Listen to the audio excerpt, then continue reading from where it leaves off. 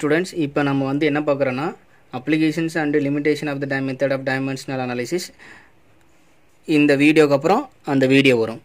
அதுக்கு முன்னாடி ஒவ்வொரு டெரிவேட்டட் குவான்டிட்டிஸோட டைமென்ஷனல் ஃபார்முலா நமக்கு என்னன்னு தெரியணும். ஆல்ரெடி நம்ம டெரிவேட்டட் யூனிட் அப்படின்னு சொல்கிறோம்ல, அந்த யூனிட்ல இருந்து தான் இப்போ நம்ம பார்க்க போகிறோம். இப்போ ஃபார் எக்ஸாம்பிள் ஃபர்ஸ்ட் ஒன் ஏரியாக்கான ஃபார்முலா லென்த்து இன்ட்டு பிரெத்து. இப்போ இதுக்கான டைமென்ஷனல் ஃபார்முலா என்ன? லென்த்துக்கான டைமென்ஷனல் எல் இன்ட்டு பிரெத்துக்கான டைமென்ஷனல் எல். அப்போ டோட்டலாக டைமென்ஷனல் எல் ஸ்கொயர்டு. யூனிட்னா தான் நீங்கள் மீட்டரை யூஸ் பண்ணுங்கன்னா, டைமென்ஷனல் பொறுத்த வரைக்கும் அந்த குவான்டிட்டியோட சிம்பிள் யூஸ் பண்ணி நம்ம வந்து டைமென்ஷனல் பரிமாணம் நம்ம போயிடணும் ஃபிசிக்கல் குவான்டிட்டி. அப்போ ஏரியாக்கான ஃபிசிக்கல் குவான்டிட்டியோட dimensional L squared.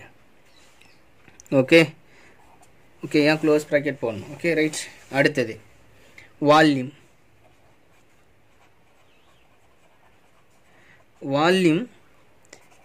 Area into height. Area into ஹைட்னாலும் இங்கே ஏரியாவுக்கான டைமென்ஷனல் எல் ஸ்கொயர் இன்ட்டு ஹைட்டுக்கான டைமென்ஷனலும் எல் தான். ஏன்னா இது லென்த்தால் தான் அதை மெஷர் பண்ணுறோம், அதனால் அதனுடைய இதுவும் எல். அப்போ இதனுடைய டைமென்ஷனல் எல் கியூப். மூணாவது third density equal to mass by volume. இப்போ மாஸ் பை வால்யூம், அப்போ மாஸ்க்கான டைமென்ஷனல் எம், வால்யூம்க்கான டைமென்ஷனல் எல் கியூப். அப்போ இதனோட யூனிட்டு எல் பவர் -3. இந்த எல் கியூப் மேலே வந்துச்சு அப்படின்னா எல் பவர் -3. அடுத்தது fourth one velocity displacement by time.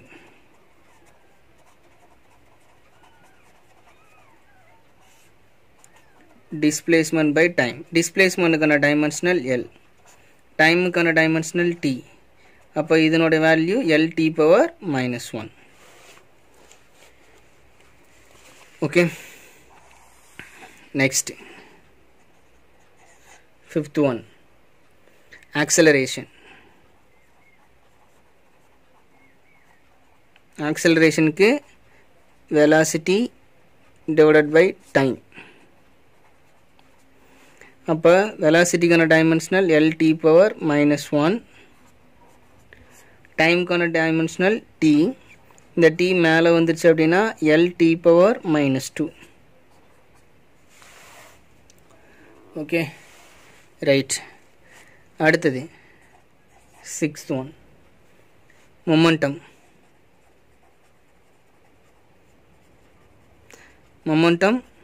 Mass into velocity. உங்களுக்கு ஃபுல்லாகவே எழுதி போட்டுடலாங்கண்ணா, அப்புறம் தெரிலன்னு சொல்லிடக்கூடாது இல்லை. Mass into velocity. இப்போ மாஸ்க்கான டைமென்ஷனல் எம், வெலாசிட்டிக்கான டைமென்ஷனல் LT பவர் -1. ஏன்னா முன்னாடி நம்ம வெலாசிட்டி கண்டுபிடிச்சோம், அதனால் டக்குன்னு நான் எழுதி போட்டேன். Okay, seventh one force.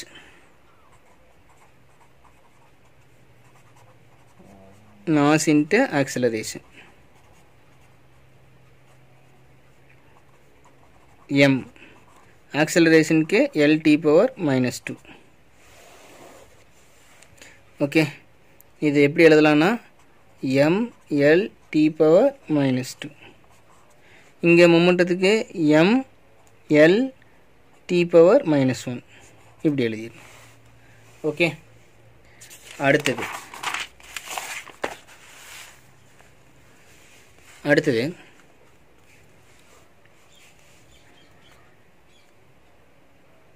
Work. Force into distance. ஃபோர்ஸ்க்கு கண்டுபிடிச்சிருக்கோம், என்ன கண்டுபிடிச்சிருக்கோம்? LT பவர் -2 இன்ட்டு டிஸ்டன்ஸ்க்கு L. அப்போ டோட்டலாக எம், இங்கே ஒரு எல் இருக்குது, இங்கே ஒரு எல் இருக்குது, அப்போ எல் ஸ்கொயர்ட். இப்போ T பவர் -2. ஓகே கண்ணா. அடுத்தது பவர்.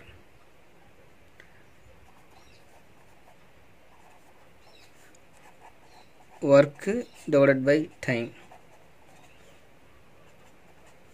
ஒர்க்குக்கான டைமென்ஷனல் மேலே கண்டுபிடிச்சிருக்கும், ml² t⁻². இங்கே டைமுக்கான டைமென்ஷனல் t. அப்போ அந்த t மேலே போச்சு அப்படின்னா இன்வெர்ஸ் ஆயிரும். அப்போ ml² t⁻3.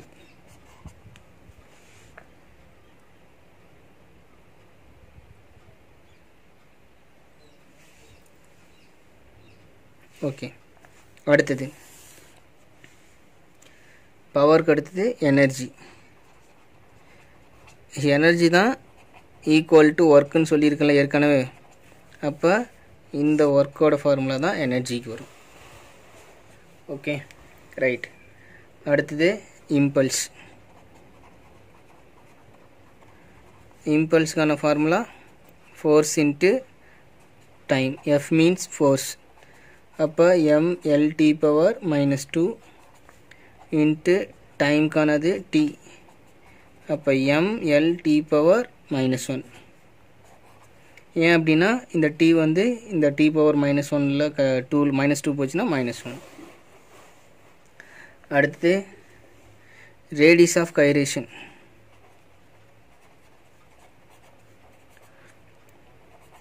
ரேடியேஷனை எதனால் நம்ம மெஷர் பண்ணுவோம் அப்படின்னா டிஸ்டன்ஸ். அப்போ இதனோட டைமென்ஷனல் எல். அவ்வளோதான், சிம்பிள். ரேடியஸ் ஆஃப் கைரேஷன் அப்படின்னா எல்னு அர்த்தம். ஓகே. அடுத்தது ப்ரெஷர்.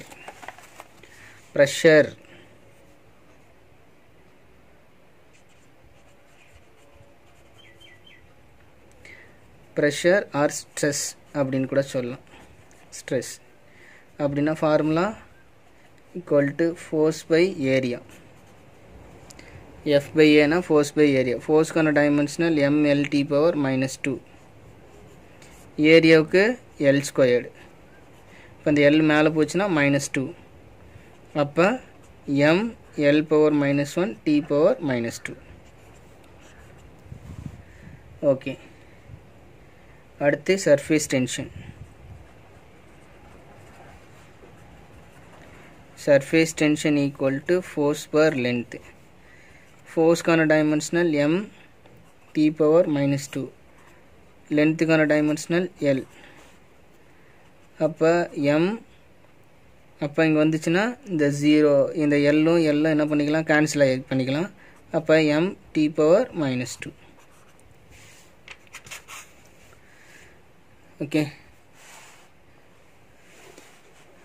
ஓகே கண்ணா, சொன்னது புரிஞ்சு. அந்த எல்லும் கேன்சல் ஆகி போச்சு அப்படின்னா அப்போ m⁻². அடுத்தது மொமெண்ட் ஆஃப் இனர்ஷியா.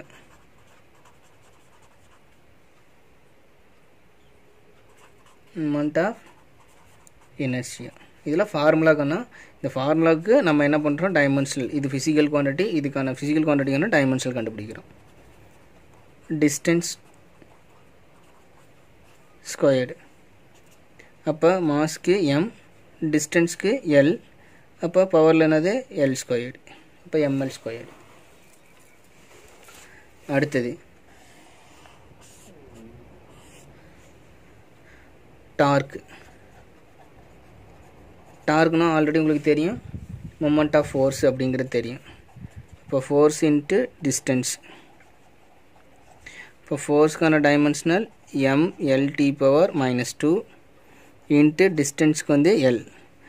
ஓகே. அப்போ ml² t⁻². ஃபோர்ஸ்க்கும் புரியுதாக்கண்ணா? இப்போ ml² t⁻². இந்த ஃபோர்ஸ்க்கான டைமென்ஷன் நம்ம அடிக்கடி கண்டுபிடிச்சிருக்கோம், அதனால் நான் ஈஸியாக போட்டுறேன். நீங்களும் ஒன்ஸ் ஒரு டைம் ஃபோர்ஸ்க்கான ஃபார்முலா வச்சு செக் பண்ணினா அந்த டைமென்ஷனல் ஃபார்முலா உங்களுக்கு கிடச்சிரும். ஓகே. அடுத்தது angular velocity.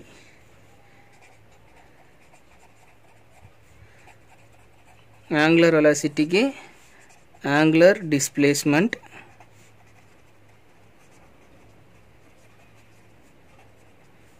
Divided by time. இங்கே ஆங்கிள் வந்துட்டா தீட்டா. அப்படி தீட்டாவுக்கு டைமென்ஷனல் இருக்கான்னு கேட்டால் கிடையாது. அப்போ டைம் புரியுதா?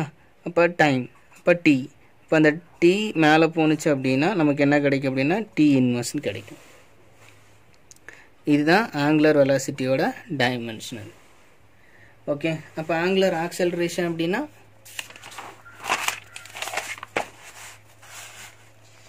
ஆங்குலர் ஆக்சலரேஷன் அப்படின்னா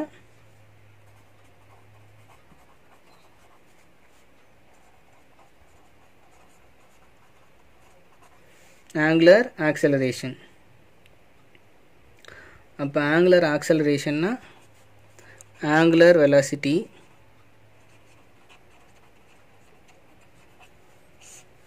divided by time.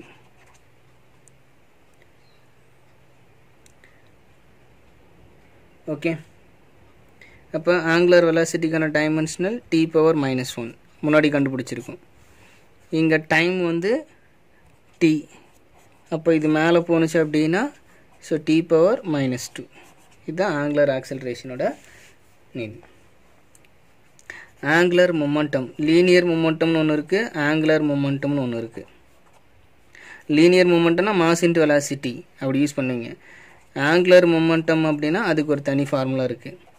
Linear momentum into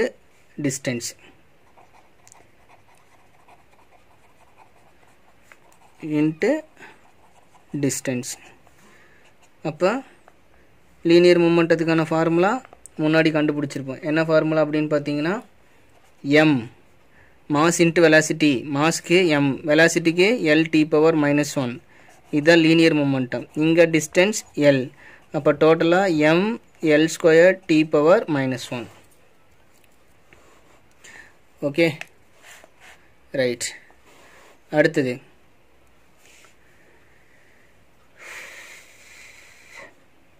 coefficient of elasticity.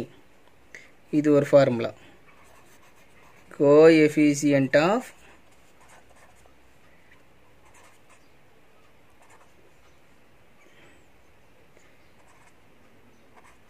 Elasticity அப்படிங்கிற ஒரு ஃபார்முலா. என்ன formula? Stress divided by strain. இதுதான் ஃபார்முலா. ஓகே, அப்போ ஸ்ட்ரெஸ் அப்படின்னா என்னது அப்படின்னு பார்த்தீங்கன்னா உங்களுக்கு ஒரு ஃபார்முலா பார்த்துருப்போம். எங்கே ஃபார்முலா அப்படின்னு பார்த்தீங்கன்னா ஸோ ப்ரெஷர் அப்படிங்கிற ஒரு ஃபார்முலா பார்த்துருக்குமாக்கண்ணே. ஸோ ப்ரெஷர் அப்படிங்கிற ஒரு ஃபார்முலா. அந்த ப்ரெஷருக்கான ஃபார்முலா என்னன்னு பார்த்தீங்க அப்படின்னா mL பவர் -1 T பவர் -2. ஓகேவா? Okay,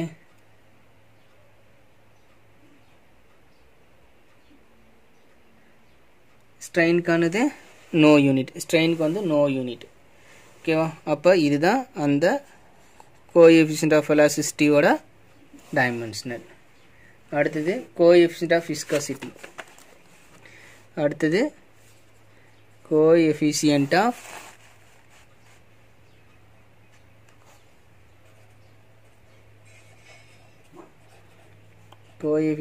of viscosity. இதுக்கு என்ன ஃபார்முலா அப்படின்னா force into distance. Force into distance divided by area into velocity. அப்போ ஃபோர்ஸ்க்கான டைமென்ஷனல் mLT பவர் -2 இன்ட்டு டிஸ்டன்ஸ்க்கு வந்து L, ஏரியாவுக்கு L², வெலாசிட்டிக்கு LT பவர் -1. இப்போ மேலே எப்படி எழுதலாம்? mL² T power -2 divided by L² into LT power -1 இப்படி எழுதலாம். அப்போ இந்த L² கேன்சல் ஆகிடும். அப்போ இந்த டி இன்வர்ஸ் மேலே போச்சு அப்படின்னா ப்ளஸ் ஆயிரும். அப்போ அந்த -2ல் -1 போச்சு, +1 போச்சுன்னா -1. அப்போ எம் இந்த எல்லும் மேலே வந்துச்சுன்னா எல் இன்வர்ஸ், இந்த டி இன்வர்ஸ் மேலே வந்துச்சுன்னா ப்ளஸ் ஆயிரும். அப்போ இந்த பவர் 2 -2ல் ஒன்று போச்சு அப்படின்னா -1. அப்போ M L power -1 T power -1. இதுதான் கோஎஃபிஷியன்ட் ஆஃப் விஸ்காசிட்டியோட டைமென்ஷனல். அடுத்தது சர்ஃபேஸ் எனர்ஜி. சர்ஃபேஸ்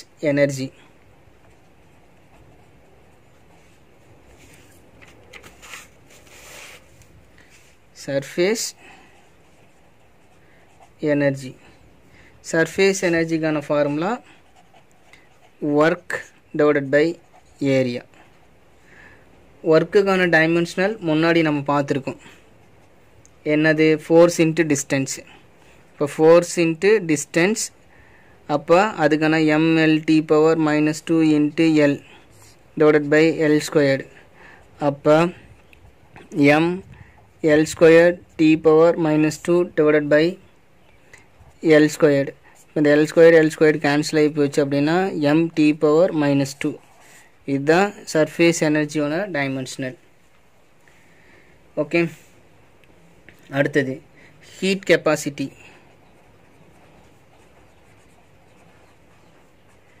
ஹீட் கெப்பாசிட்டியோட ஃபார்முலா என்னன்னா heat energy divided by temperature. அப்போ ஹீட் எனர்ஜிக்கான டைமென்ஷனல் என்ன? டைமென்ஷனல் எனர்ஜிக்கான டைமென்ஷனல் என்ன? M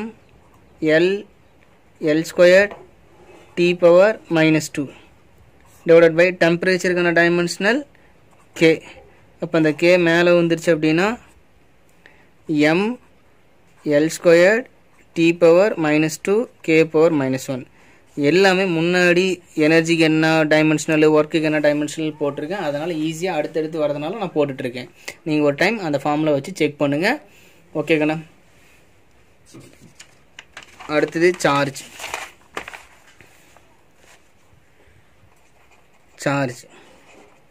சார்ஜுக்கு current into time. அப்போ கரண்ட்டுக்கான டைமென்ஷனல் ஏ, டைமுக்கான டைமென்ஷனல் டி, ஏடி. மேக்னெட்டிக் இண்டக்ஷனுக்கு என்ன ஃபார்முலானா force divided by current into length. அப்போ ஃபோர்ஸ்க்கான ஃபார்முலா mLT பவர் -2. இந்த டைமென்ஷன் எனக்கு நல்லாவே தெரியும். இது எல்லாத்துக்கும் உங்களுக்கும் தெரியும், முன்னாடியிலேருந்தே நம்ம பார்த்துட்டு வந்துட்டுருக்கோம். கரண்ட்டுக்கான டைமென்ஷனல் ஏ, லென்த்துக்கான டைமென்ஷனல் எல். அப்போ இந்த எல்லும் என்ன ஆகும்? கேன்சல் ஆயிடுச்சு அப்படின்னா அப்போ எம் டி பவர் -2 இந்த ஏ மேலே வந்துருச்சு அப்படின்னா ஏ இன்வர்ஸ். Okay, right. அடுத்தது ஃபோர்ஸ் கான்ஸ்டன்ட்.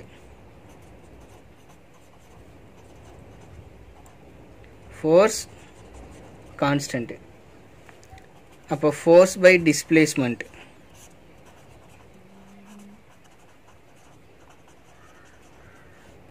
அப்போ ஃபோர்ஸ்க்கான டைமென்ஷனல் திரும்ப பார்த்தோம்னா mLT power -2 mass into acceleration. மாஸ்னா m, ஆக்சலரேஷனா T power LT power -2. Displacement L. இப்போ இந்த எல் என்ன பண்ணிக்கலாம்? கேன்சல் பண்ணிக்கலாம். அப்போ ஆன்சர் mt பவர் -2. கொஞ்சம் லைட் வெளிச்சம் கம்மியாக இருக்குங்கண்ணா, கரண்ட் போயிடுச்சு. கொஞ்சம் தெளிவாக பாருங்கள். அடுத்தது கிராவிடேஷனல் கான்ஸ்டன்ட்.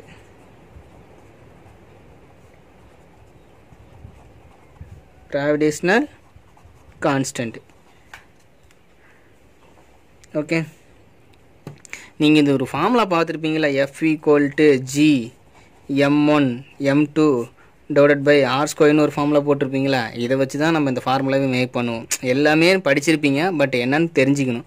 இப்போ G தான் கான்ஸ்டன்ட், அதுதான் கிராவிடேஷனல் கான்ஸ்டன்ட்டு. அப்போ F into R square divided by m1 into m2. அப்போ g ஈக்குவல் டு எஃப்னா ஃபோர்ஸ் தானே கண்ணா. அப்போ அதுக்கான formula force.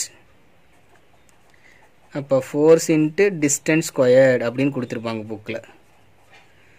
Distance squared divided by mass ஸ்கொயர்னு கொடுத்துருப்பாங்க. இவ்வளோ தான் கண்ணா ஃபார்முலாவே. இதுதான் நான் உனக்கு முன்னாடி டைமென்ஷனல் கான்ஸ்டன்ட்டுக்கு நான் சொல்லியிருந்தேன். ஓகேவா. அப்போ ஜிக்கு டைமென்ஷனல் வந்து m LT பவர் -2. ஓகே. டிஸ்டன்ஸ்க்கு L ஸ்கொயர்டு டிவைடட் பை மாஸ்க்கு m ஸ்கொயர்டு. ஓகேவா. ரைட். அப்போ இங்கே ஒரு m இதில் ஒரு m என்ன பண்ணிக்கலாம், கேன்சல் பண்ணிக்கலாம். நான் தெளிவாக கீழே போடுறேன் பாரு. அப்போ mLT power -2 into L squared divided by m squared. இங்கே ஒரு m ஸ்கொயர்டு இருக்குது, இங்கே ஒரு m. அப்போ இந்த m இந்த m ஸ்கொயர்டு கேன்சல் பண்ணிடலாம். அப்போ இந்த m மேலே வந்துச்சுன்னா m இன்வர்ஸ். இங்கே ஒரு L இருக்குது, இங்கே ஒரு L ஸ்கொயர்டு இருக்குது. அப்போ L கியூபு. அப்போ T பவர் -2. இதுதான் வந்து கிராவிடேஷனல் கான்ஸ்டன்டோட டைமென்ஷனல். Okay right. அடுத்தது பிளாங்க் கான்ஸ்டன்ட்.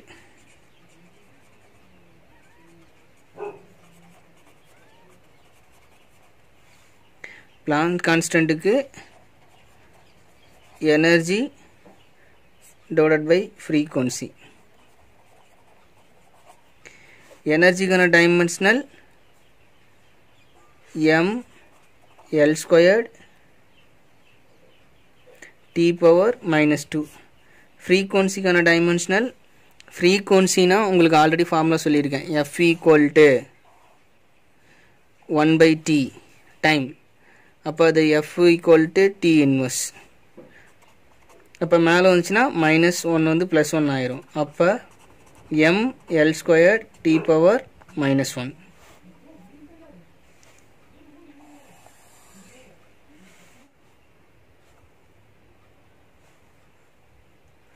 Boltzmann constant. அடுத்தது போல்ட்ஸ்மேன் கான்ஸ்டன்ட். போல்ட்ஸ்மேன் கான்ஸ்டன்ட்னா எனர்ஜி டிவைடட் பை டெம்பரேச்சர். அப்போ எனர்ஜிக்கான இது m L square T power -2. டெம்பரேச்சருக்கு வந்து கெல்வின். அப்போ m L square T power -2 K power -1. Okay கண்ணா. ஸோ இது வரைக்கும் இருக்கக்கூடிய எல்லா ஃபார்முலாவும் நான் சொல்லிட்டேன். இதில் ஏதாவது டவுட் இருந்தால் என்கிட்ட கண்டிப்பாக கேளுங்க. ஸோ கமெண்ட் பண்ணுங்கள். ஓகே கண்ணா. ஸோ இப்போ இதெல்லாமே தெரிஞ்சால் தான் நம்ம அடுத்தடுத்து உள்ளுக்குள்ளே ஒரு ஃபிசிக்கல் குவான்டிட்டியோட பரிமாணம் நமக்கு தெரியும். ஓகே. சரி, நெக்ஸ்ட் கிளாஸில் அப்ளிகேஷன்ஸ் அண்ட் லிமிட்டேஷன்ஸ் நம்ம பார்ப்போம். Okay students.